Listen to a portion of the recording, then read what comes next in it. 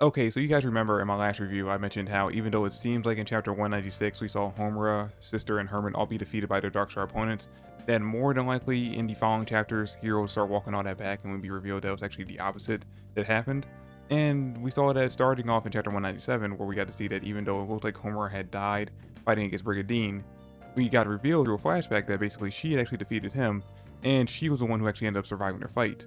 And in chapter 198, we're continuing the process of Hero walking back the defeat that the Shining Stars had against the Dark Stars, because the chapter actually opens up with Clown walking past Hermit, who is barely holding on after getting affected by Killer's virus in chapter 196. And I kind of feel like this is a little bit of retcon, but I might have been misinterpreting things in chapter 197 and 196, because we see him walking past Hermit to get to that door that says 3173 that's holding the Ethereum behind it.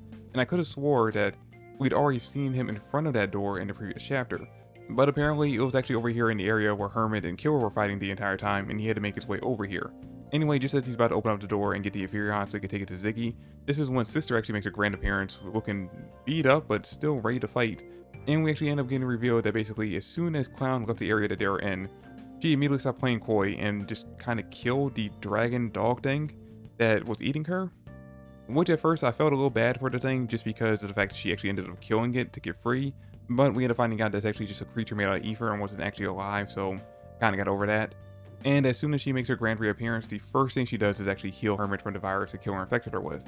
And then she gets ready to have a rematch against Clown, but instead of fighting her, he decides to basically just trap her in that same nightmare dimension that he trapped Rebecca in. And we get this very weird, grotesque scene with some weird, slimy tentacles, as best I can describe them, basically going, like holding her in place and then digging their way into her mouth and bursting her stomach open.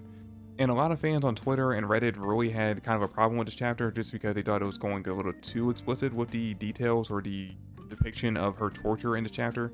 For me personally, I don't really think it was that bad. I mean, I've seen definitely worse in some other series, but a lot of fans, like I said, really did not sit well with them. But even though Sister looks like she's in a lot of pain, she knows that this is all basically just illusion, so she's able to fight through it. And then Clown makes the biggest mistake that he ever made and pretty much ends up costing the entire fight by telling her that Rebecca was previously trapped in that dimension as well. And just the idea of Rebecca being trapped there and her imagining what that might have been like for Rebecca is enough to get Sister, well, kind of hot and bothered. And because she ends up getting so excited by the idea that Rebecca had, in her idea anyways, a little bit of S&M play in this dimension previously before she got here, she gets very excited and decides to stop playing games with Clown and take things a little bit more seriously.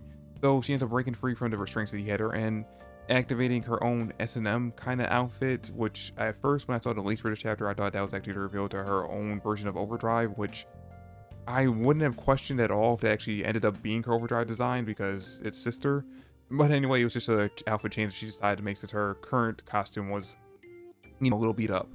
But anyway, she ends up overpowering Clown, breaking free from his dimension, and then using her own whip to basically tie him up, and that's pretty much all that happens in the chapter. She defeats him by, like I said, tying him up with her own whip, and he looks very scared of her in this chapter by the time she's done with him. So yeah, like I said in my last review, even though it looks like Hero was killing off the three Shining Stars in chapter 196, I knew going into chapter 197 and in this chapter that he'd actually end up walking all that back, just because of the fact that we got all three of their supposed deaths or defeats in that same chapter. Although that being said, I didn't expect us to deal with both Sister and Hermit's situation in this chapter. I mean, I kind of figured that Sister might be necessary to heal Hermit, but I was also leaving the possibility that Wise coming back to the ship might be able to do something about the virus.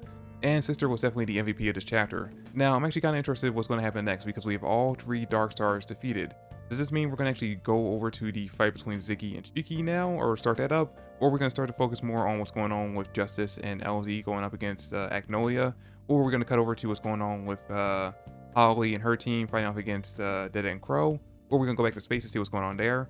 I'm really looking forward to seeing exactly what Hero decides to focus on next. That being said, we don't know if Clown actually has been officially defeated just yet. It seems like he is in this chapter, but there's still the possibility since he's alive for him to come back in some way.